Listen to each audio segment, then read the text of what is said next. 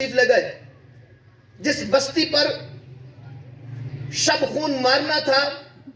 جب انہیں پتا چلا تو وہ ساری بستی کے لوگ جو کافر تھے، بے ایمان تھے، مسلمانوں کے نعرہ تکبیر کی صدا کو سن کر بھاگے، بستی خالی کر دی اور دوڑ گئے جہاں دوڑ سکتے تھے، سب کچھ چھوڑا۔ لیکن ایک بندہ جو ہے اس آواز پر خوش ہو رہا ہے اور وہ ادھر کھڑا ہوا ہے اور وہ کہیں جا نہیں رہا۔ اسی اثناء میں مجاہدین ان کے سر پہ پہنچ گئے اور انہوں نے اس کا سر قلم کر دیا، اسے کاٹ کے رکھ دیا جس طرح اس ساری بستی والوں کے بارے میں بتایا گیا تھا۔ لیکن جو ہی یہ مجاہدین اس کے قریب آئے تو اس کے قریب آنے پر وہ آگے سے انہیں کہتا ہے السلام السلام السلام، اے مجاہدو مرحبا۔ لیکن انہوں نے کہا کہ تو جو ہے ہمیں دیکھ کر جان بچانے کے لیے مکر کر رہا ہے اور یہ اپنی جان بچانا چاہتا ہے، اب تلوار نظر آئی ہے تو تو جو ہے وہ کلمہ پڑھنا چاہ کر اپنی جان مال بچانے کے لیے ایسا کر رہا ہے، لہذا تیرا اس وقت کلمہ پڑھنا ہم نہیں مانتے، اور کاٹ کے رکھ دیا۔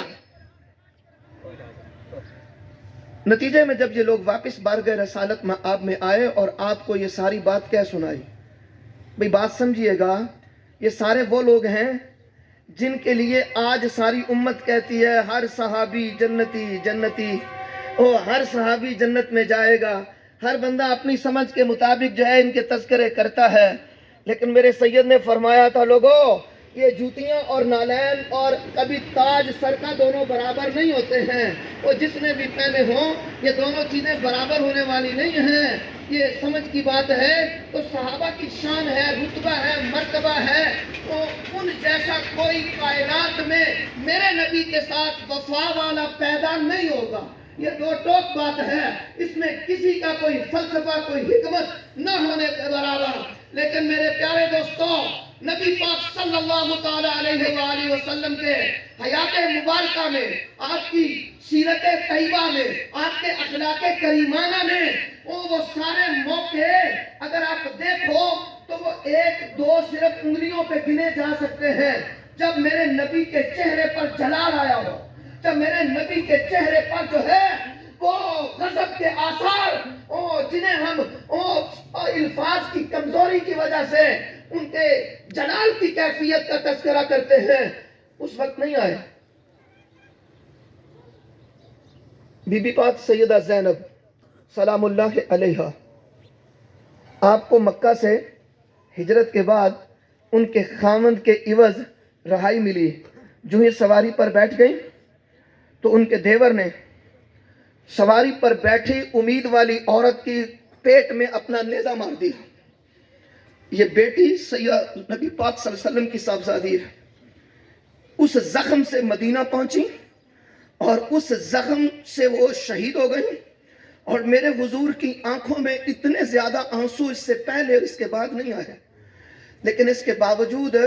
وہ بندہ جب بارگاہ رسالت مآب میں اپنی معافی کے لیے حاضر ہوا تو میرے حضور نے اسے معاف کر دی اور کہا کہ میں کائنات میں سب سے زیادہ میری وجہ سے اگر میری اولاد میں سے کسی کو ستایا گیا ہے تو میری بیٹی زینب کو ستایا گیا، کہ اس حالت میں اس کو زخمی کر دیا گیا۔ لیکن اس کے باوجود سنو یارو، آج یہ صحابہ واپس آ گئے ہیں اور واپس آ کے کہتے ہیں کہ یہ صورتحال وہاں ہوئی تھی، ایک بندہ، باقی تو سارے بھاگ گئے لیکن ایک بندہ بچا، اس کو ہم نے کاٹ دیا، وہ ہمیں دیکھ کر جو ہے وہ یہ کہہ رہا تھا میں مسلمان ہو گیا ہوں، میں مسلمان ہو گیا ہوں، ہم نے نہیں سنی، ہم نے کاٹ دیا اس کو۔ خدا کی قسم یارو، میرے نبی کو جب بھی یہ بات یاد آتی، جب بھی یہ تذکرہ ہوتا، میرے حضور کہتے کل قیامت کو میں رب کو کیا جواب دوں گا، کیا کہوں گا کہ تم اس کا کلیجہ پھاڑ کر دیکھنا چاہتے تھے، اس کا سینہ کھول کر دیکھنا چاہتے تھے کہ وہ مسلمان نہیں ہے، وجہ کیا ہے کہ اسے قتل کر دیا گیا۔ یہ قتل اتنا بڑا جرم ہے، اللہ کہہ رہا ہے، پروردگار کا فرمان ہے کہ اگر کسی کو عمدن قتل کر دیا جائے، یہ عمدن قتل نہیں تھا، یہ اس سے پہلی آیت میں رب نے کہا ہے کہ اگر یہ قتل خطا سے ہوا لیکن جلال مصطفی اور غضب مصطفی اس طرح تھا کہ میرے حضور اٹھ کے کھڑے ہو گئے اور آپ کہتے اور تو معافی مانگ رہا ہے، میں رب کو جواب کیا دوں گا؟ تو کہتا ہے کہ میں آج معافی مانگتا ہوں، غلطی ہو گئی ہم نے دھوکہ کھا لیا کہ اس بندے نے شاید تلوار دے کر مسلمان ہو رہا ہے۔ میرے پیارے دوستو، لیکن نبی پاک صلی اللہ تعالی علیہ وسلم بے چین ہے، بے قرار ہیں آپ کے وجود میں۔ آپ کبھی بیٹھتے، کبھی کھڑے ہو جاتے کہ میں اللہ کو اس بات پہ کیا جواب دوں گا جو تم نے کام کر دیا ہے کہ ایک بندے کو جو کہہ رہا ہے میں مسلمان ہوں اور تم نے اسے کاٹ دیا ہے۔ اے لوگو سنو رب کیا کہتا ہے۔ پروردگار نے کہا وَمَن يَقْتُلْ، اگر کسی کو قتل کر دیا جائے متعمدن فَجَزَاؤُهُ جہنم، اس کی سزا جہنم ہے،